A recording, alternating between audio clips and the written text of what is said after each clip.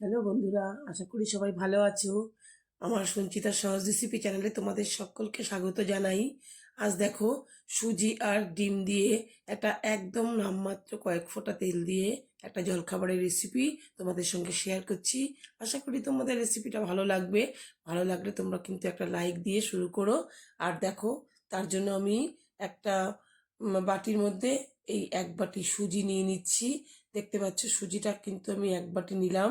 আর তার সঙ্গে ছোট এক বাটি নিয়েছি ময়দা। এটা কিন্তু ছোট্ট বাটির ময়দা। আর তারও আমি হাফ নিলাম, ময়দারও হাফ নিলাম আমি চালের গুঁড়ো। এবার এটাকে খুব ভালো করে একটু মিশিয়ে নেব, নাড়িয়ে নেব। একটু নুন দিয়ে নেব এর মধ্যে। কিন্তু দেখো, বাটিটা একটুখানি জায়গাটা আমার ছোট হয়ে গেছে, জন্য বাটিটা ট্রান্সফার করে নিলাম অন্য বাটিতে। তারপর একটু ভালো করে নাড়িয়ে নিয়ে একটু নুন দিয়ে আমি নাড়িয়ে নেব। তারপরে নুন দিয়ে মিশিয়ে নিয়ে একটু জল দিয়ে, অল্প অল্প করে জল দিয়ে আমি এটা একটু একটা পাতলা ব্যাটার, মোটামুটি একটা পাতলা ব্যাটার তৈরি করে নেব। তার জন্য আমি অল্প অল্প করে প্রথমে জল দেব। একবারে জলটা কিন্তু দেয়া যাবে না, তাহলে দলা পাকিয়ে যেতে পারে। অল্প অল্প করে জল দিয়ে দিয়ে মিশিয়ে নিয়ে একটা পাতলা ব্যাটার তৈরি করে নেব। তারপরে বন্ধুরা, আমি মিনিট 10-এর জন্য ঢেকে রাখবো। একটু সুজি আছে তো, ওই ব্যাটারটা একটুখানি ফুলে একটু গাঢ় হয়ে যাবে। তো দেখো, এরপরে আমি একটু গাঢ় হয়ে গেছে দেখো। এবার আমি কিন্তু এটা একটু জল দিয়ে আর একটু পাতলা করতে হবে। আমি জলটা দেব না, এর মধ্যে আমি একটা ডিম মিশিয়ে দেবো। ডিমটা মিশিয়ে খুব ভালো করে গুলিয়ে নেব, তাহলে মোটামুটি আর একটু পাতলা হয়ে যাবে। এখানে আর আমার জল দেওয়ার প্রয়োজন হবে না। খুব ভালো করে মিশিয়ে তারপরে আমি একদম গ্যাসে আমি চলে যাব। একটা দেখো, এই রকম অবস্থায় ঘনত্বটা বুঝতে পারছো তোমরা কতটা পাতলা হয়েছে। তারপরে এদিকে গ্যাসে একটা আমি প্যান বসিয়ে দিয়েছি। আর সেখানে প্যানটা একটু গরম হতে হতে আমি এখানে আমি দুটো ডিম নিয়ে নিলাম। নিয়ে তারপরে একটু কাঁচা লঙ্কা কুচি আর একটু নুন দিয়ে এটাকে আমি একটু খুব ভালো করে ফেটিয়ে নেব।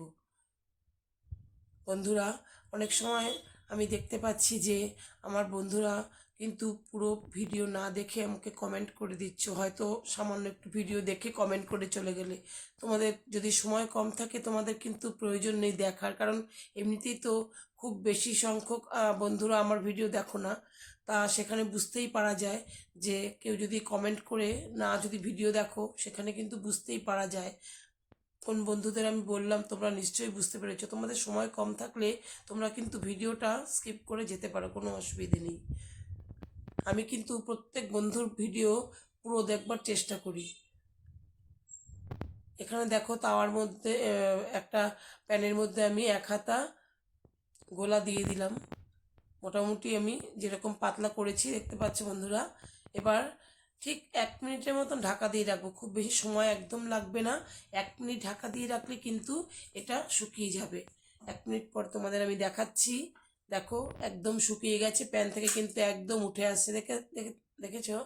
এবার আমি কি করব, ওই যে ডিমের গোলাটাকে আমি রেখেছিলাম, ঠিক 2 চামচ এখানে ডিমের গোলা আমি এখানে দিয়ে দেবো। দেখো বন্ধুরা, তোমরা একদম মনে হবে যেন তোমরা এগরোল খাচ্ছ। তবে তবে কিন্তু এই 2 চামচ ডিমের গোলা দিলেই কিন্তু তোমাদের ডিমের পুরো স্বাদটা পেয়ে যাবে।